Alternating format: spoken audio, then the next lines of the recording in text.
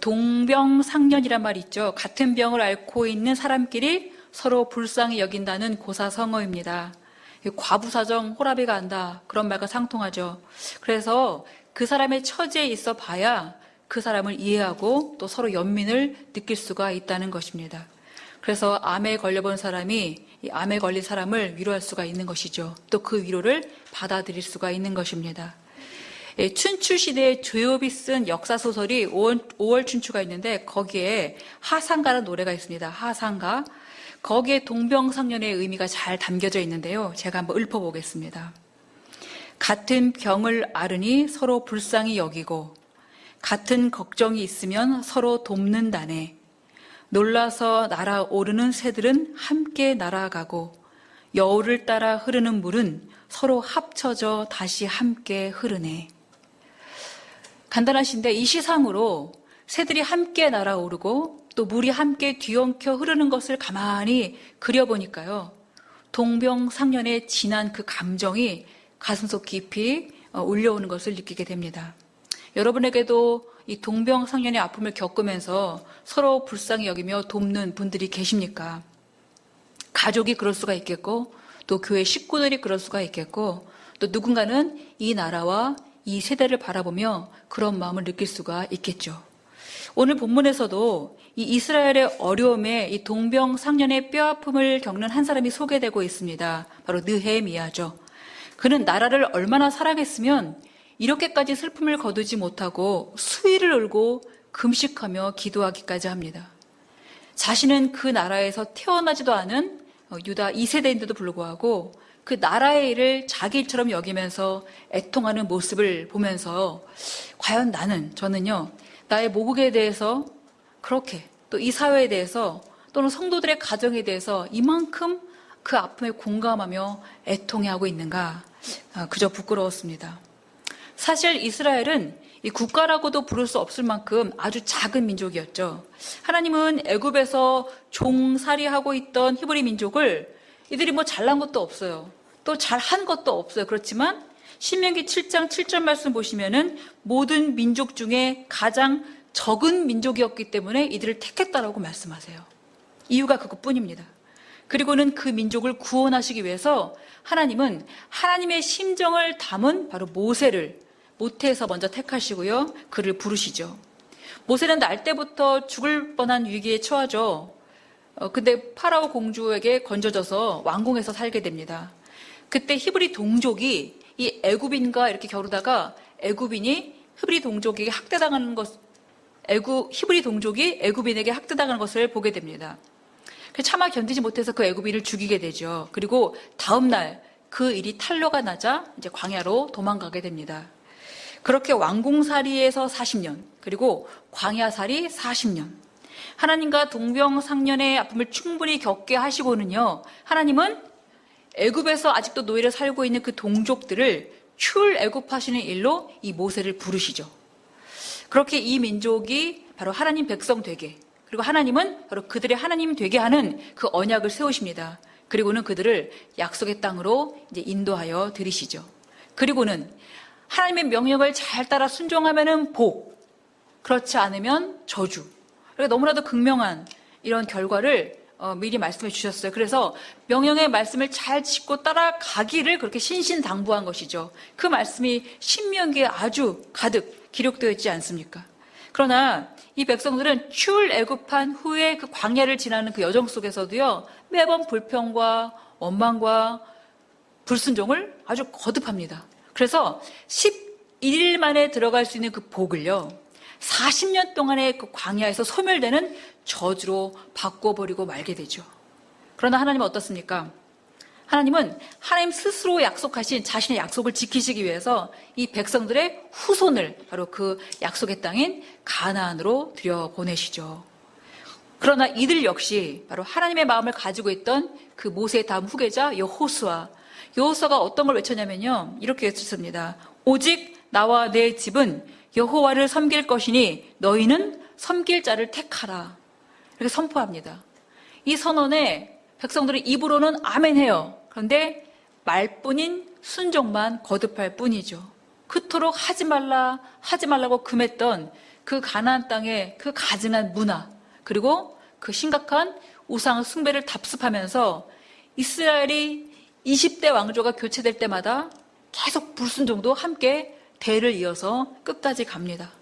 결국 약속의 땅을 받은 그 하나님의 백성들은 순종이 아니라 이 불순종을 거듭한 결과 복이 아닌 저주가, 멸망이 그들의 몫이 되고 말았습니다. 그래서 이스라엘 역사를 기억할 때에 이 출애굽 역사와 함께 이 멸망의 역사도 함께 기억해야 합니다.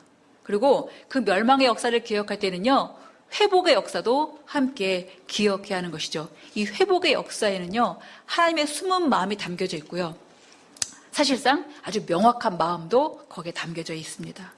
이 가나안 땅에 정착했던 이스라엘이 남북으로 분열되죠. 그리고 끝까지 남아있던 것이 유다입니다. 이 유다 민족마저 이 멸망길에 오르면서 하나님께서 택한 백성이 전부 다 사라져버릴 것 같은 바로 그때에 하나님은 하나님과 동병상련 할 수 있는 사람을 찾으셔가지고 다시 하나님의 나라를 세워 가시죠. 동병상련을 신학적인 용어로 바꾸자면요, 바로 긍휼일 것입니다. 불쌍히 여기는 것. 히브리어로는 헤세드라고 하는데, 헤세드는 되게 폭이 넓어요. 사랑만 있는 것이 아니라 인자와 자비와 인애와 오래 참음과 용서와, 그러니까 하나님의 성품을 다 담은 넉넉한 그릇이 긍휼인데, 바로 그 긍휼을 담은 느헤미야가 오늘 소개되고 있습니다. 완전히 나라가 멸망한 후에 맞이한 그 회복의 시간표에 서 있는 느헤미야. 그 느헤미야를 통해서 하나님은 우리에게 무엇을 너희가 구해야 할지, 또 어떻게 기도해야 하는지, 그리고 어떻게 신앙인으로 살아가야 하는지까지도 전부 다 일깨워 주시는 것이죠. 회복을 구하는 성도님들 계시면요, 오늘 은혜의 시간이 되시기를 간절히 바랍니다. 유다는 BC 586년에 바벨론에 의해서 멸망됩니다. 그리고 약 50년 후에 BC 538년 그 바벨론이 바사라고 그러죠. 페르시아에게 이 정복되면서 결국은 유다 백성들은 그 포로에서 풀려나서 이 본토로 돌아오게 됩니다.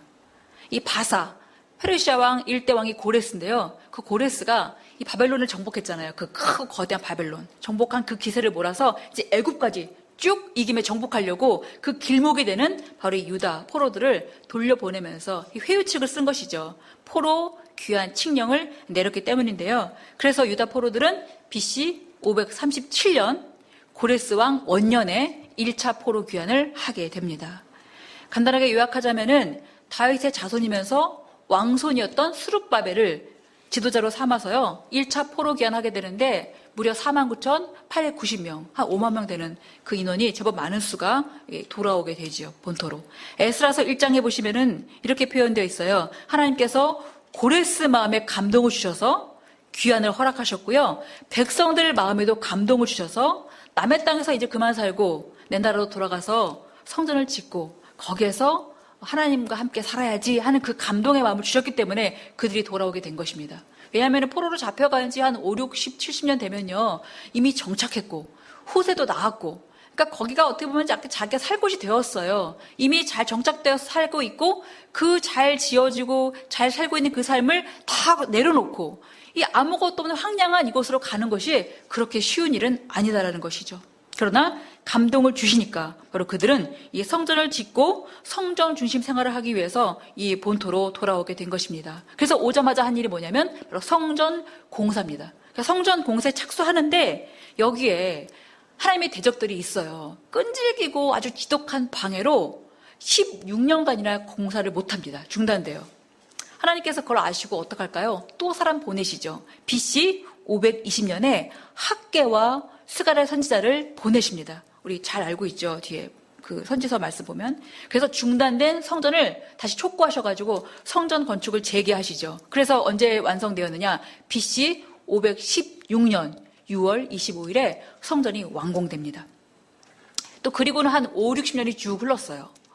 이제 귀환한 백성들이 딱 성전을 딱 지어놨는데 막상 성전 중심으로 생활을 하자니까요. 그 예루살렘 성 안에가 뭐 살만한 곳이 있는 것이 아니에요. 그러다 보니까 이 성전 중심 신앙 공동체로 온전하게 회복되지 못하고 그냥 성전 멀리 떨어져서 자기 집을 짓고 경작하고 살았다는 것이죠. 왜냐하면 예루살렘이 터가 높아요. 그렇기 때문에 고지대라서 사실상 살기는 좀 그랬거든요. 거기서 살지 않고 좀 떨어진 곳에서 살게 되었습니다.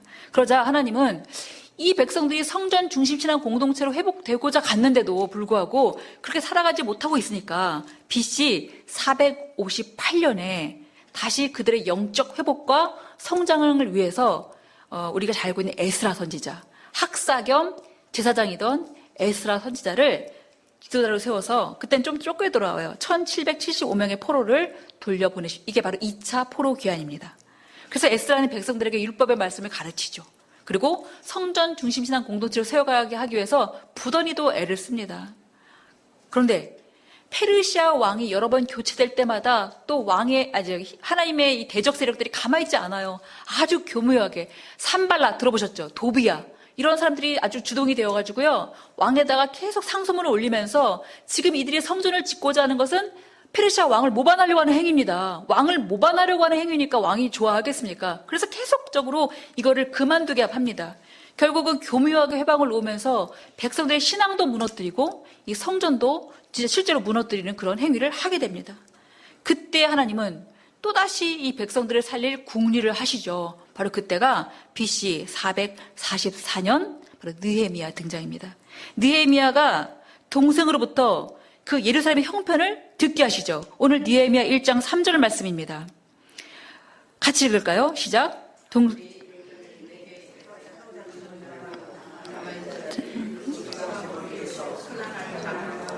능욕을 받으며 예루살렘 성은 허물어지고 성문들은 불탔다 하는지라. 그렇죠. 지금 동생 하나니가 와서 그 예루살렘의 소식을 딱 전해주는데 거기에 백성들이 글쎄 환난당하고 능욕받고 얼마나 비참합니까? 그리고 성은 이미 허물어지고 성문은 다 불탔어요. 아주 너무 피폐해졌죠. 이 말을 듣고 느헤미야가 어떤 반응을 보이니까 수일간 울고 금식하며 기도합니다. 근데 그 기도 내용이 매우 중요하죠. 우리가 오늘 붙잡아야 할 기도고요. 바로 우리에게 이렇게 기도하라고 말씀해 주시는 그 기도문입니다. 5절부터 11절까지 말씀이 쭉 있는데요. 먼저는 여러분 5절 보시면은 이렇게 하나님을 부르고 있어요. 언약을 지키시며 긍휼을 베푸시는 주께 간구합니다. 우리가 기도할 때에 그 대상이 누군지 분명히 알고 기도해야 돼요. 안 그러면 우상숭배랑 같습니다. 그렇기 때문에 바로 이 하나님, 우리에게 언약을 지켜주시고 그 언약은 어떤 언약입니까? 그 과거 조상들과 하신 언약이에요. 아브라함 때부터 하셨던 언약, 다윗과 하셨던 언약, 그 언약을 지금 우리에게 이루어 주십시오 하고 기도하는 거예요. 그리고 긍휼을 베푸시는 그 주님께 기도하는 거죠. 이게 첫 번째입니다. 그리고 이스라엘이 범죄한 그 민족의 죄를 자기 죄로 여기는데요. 바로 이것이 진정한 회개죠. 그거는 뭐 그 백성들의 죄고 나는 사실 거기서 멀어져 산 지가 얼마나 오래되었는데 내가 그 민족의 죄까지도 얽어지고 내가 기도해야 됩니까? 라고 하지 않고요. 그 민족의 죄를 바로 자기의 죄로 여기고 기도하는 거죠. 진정한 회개입니다. 이것이 두 번째예요. 그 세 번째는 뭐냐면 8절부터 9절에 있는데 하나님의 약속을 붙들고 기도하는 것이거든요. 만일 너희가 범죄하면 하나님께서 옛적에 모세를 통해서 하신 약속을 보증수표처럼 내밀고 기도하는데요. 만일 너희가 범죄하면 내가 너희를 여러 나라 가운데 흩을 것이다. 그러나 너희가 내게로 돌아와서 계명을 지켜 행하면 너희 쫓긴 자가 어디에 있을지라도 하늘 끝에 있을지라도 다 모아서 내 이름을 두려고 택한 곳으로 돌아오게 할 것이다. 이거 누가 지금 결심하는 겁니까? 하나님께서 결심하신 것이에요. 그렇기 때문에 그 하셨던 말씀을 기억해 내시고 그것을 지금 우리 민족에게 이루어 주십시오. 이렇게 기도하는 겁니다. 여러분 이 기도가 바로 응답받는 기도예요. 그리고 굉장히 핵심적인 기도입니다. 약속을 붙들고 하는 기도. 그리고 마지막에 간구를 드리죠. 그리고 이 종과 그리고 이 종의 주님의 이름을 기뻐하는 종들의 기도를 들으시고 은혜를 베풀어 주셔서 이 모든 일이 형통하게 되기를 간구합니다. 바로 이거죠. 이 기도가 바로 하나님께서 주신 마음이죠. 긍휼의 기도입니다. 하나님께서 긍휼로 느헤미야를 딱 덮어주시니까 느헤미야가 또 이런 기도를 할 수가 있게 되는 것이고요. 바로 이것이 우리가 어려운 일을 당했을 때에 가장 먼저 붙잡고 할 수 있는 기도 열쇠 1번입니다. 우리도 이런 기도를 하는 사람들이면 좋겠습니다. 유다가 멸망되어서 나라가 아예 사라지고 민족은 아예 끝났나 보다. 그렇게 생각했을 때에 하나님께서는요. 그 남은 백성, 사실상은요 포로로 다 끌려갔기 때문에 다 끝난 것 같잖아요. 근데 남은 자를 두셔요. 남은 백성. 이사야서에 의하면 그걸 남은 자라고 합니다. 남은 자. 그리고 그루터기라고 표현해요. 그루터기가 뭡니까? 나무가 다 잘려나간 밑둥을 말해요. 사실 아무짝에 쓸모없는 그 밑둥. 근데 그 밑둥을 하나님께서는요, 그걸 통해서 다시 새 민족을 일으키시는 분이죠. 그래서 하나님은 이사야의 아들, 그 선지자의 아들의 이름을 스알 야숲이라고 짓게 하시면서 그 스알 야숲의 뜻은 무엇이냐면 남은 자가 돌아오리라, 이런 뜻이에요. 이미 선지자 아들 이름에 그 회복의 의미를 넣고서는요, 이미 회복을 다 작정하고 계획하고 계신 분이라는 거죠, 하나님은. 그래서 하나님은 멸망을 견고하시면서도 항상 회복의 마음을 담아서 말씀하시기 때문에 하나님의 경고는요, 하나님의 안타까운 마음이고요, 하나님의 회복은 하나님의 간절하신 마음이에요. 우리는 바로 그걸 믿고 기도하는 것입니다. 여러분에게도 다 끝난 것 같은 일들이 혹시라도 있으십니까? 아니면은 회복의 기미가 잘 보이지 않는 그런 일들이 있으십니까? 그럴 때마다 오늘 이 말씀을 잘 붙들고 기도하시기 바랍니다. 하나님은 성경에 이미 말씀해 주셨고요, 우리는 그것을 붙들고 그저 기도할 뿐입니다. 응답해 주시는 분은 하나님이시니까요. 하나님은 그 누구보다 자기들의 백성들의 회복을 바라시는 분이기 때문에 우리가 뭘 해야 될지, 어떤 것을 추구하며 살아가야 할지, 그리고 어떤 삶이 가장 행복한 삶인지까지도 전부 다 알고 계신다는 거죠. 그리고 이미 회복까지도 같이 가지고 계신다는 겁니다. 그래서 혹여나 내가 하나님을 떠난 삶, 아직 떠나진 않았겠지만 조금 멀리한 삶, 또는 등한시하고 살아가는 삶, 아니면 소중히 여기지 않고 살아갔던 삶이 기억나시걸랑 속히 여러분 그 삶에서 떠나시기를 바랍니다. 그리고 하나님 말씀 붙드는 그런 은혜가 있기를 바랍니다. 어떻게 하면 하나님께 더 가까이 갈까?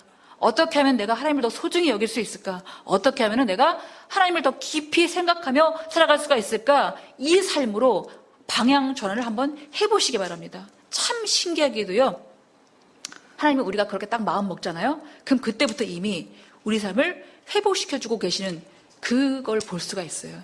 그 하나님을 우리에게 보여주신다는 거죠. 한번 믿어보세요. 안 믿으면 내 손해고요, 믿으면 내 복입니다. 무엇을 택하시겠습니까? 이미 그렇게 기도하고 계신 분들은요, 회복의 은혜가 임하시기를 간절히 바랍니다. 그렇게 하나님은 기도하는 느헤미야에게 은혜를 베푸셔서 당시 페르시아 왕이었던 아닥스다 왕에게 은혜를 입게 하시는데요, 느헤미야 그때 직업이 뭐였냐면은 왕의 술을 담당하는 관원장이었어요. 그러니까 왕과 대면하여 이야기할 수 있어요. 오, 대단하죠. 그리고 왕이 마시는 술을 먼저 마셔봅니다. 독이 들었는지 아닌지. 그리고 왕의 취중 진담을 들을 수가 있는, 왕과 아주 가까운 사이였던 것이죠. 뭐 나라 일도 다 말할 수 있는 거죠. 상당히 높은 고위 관직입니다. 그러나 한 가지, 왕 앞에서 그 얼굴에 수심을 띄워서는 안 돼요. 항상 밝은 얼굴, 환하게. 그래서 왕의 심기를 건드리는 행위를 하면 안 되는 거죠. 그런데 느헤미야가 지금 어떻습니까? 예루살렘의 일 때문에 심히 슬프고 괴로워서 금식까지 하고 있는 사람인데 이 슬픈 기색이 왕에게 안 보일 리가 없잖아요. 들키고 말았습니다.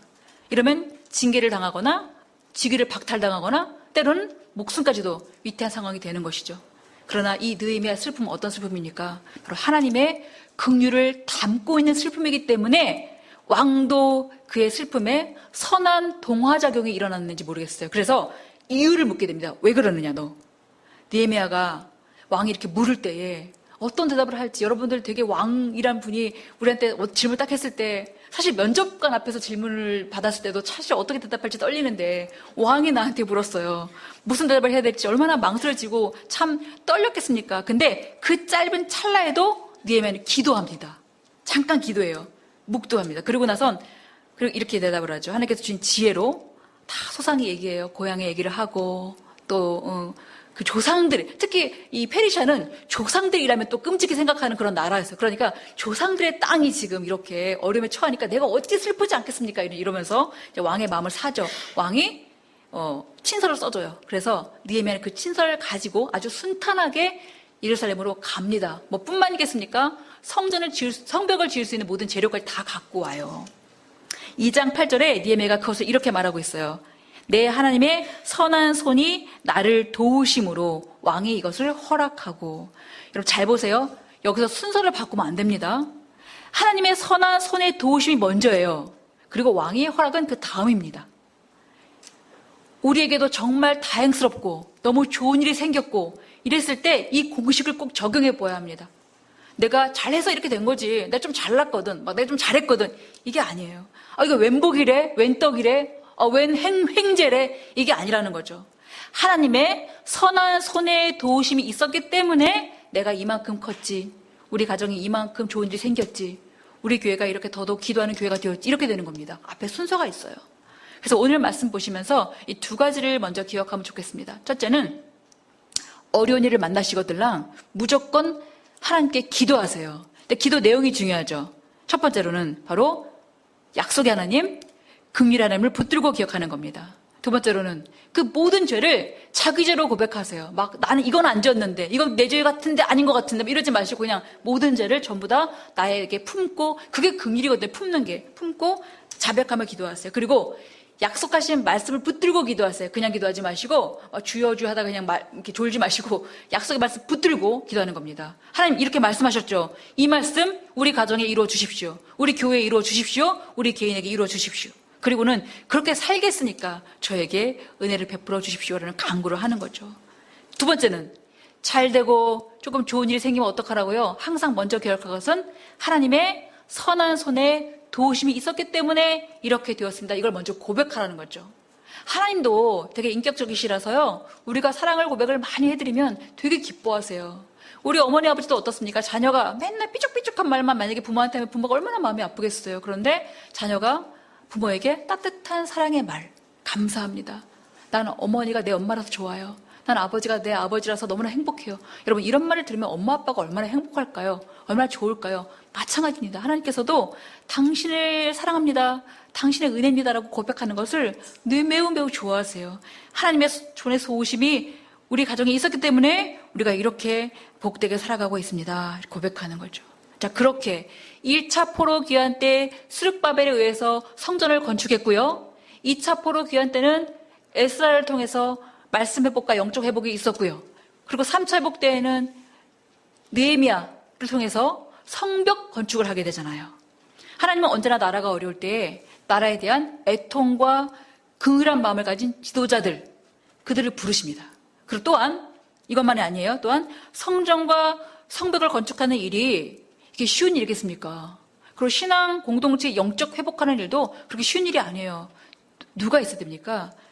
지도자 혼자는 안 되죠. 함께, 공동체가 함께 그 일을 합심하고 동역해야 하는 것이죠.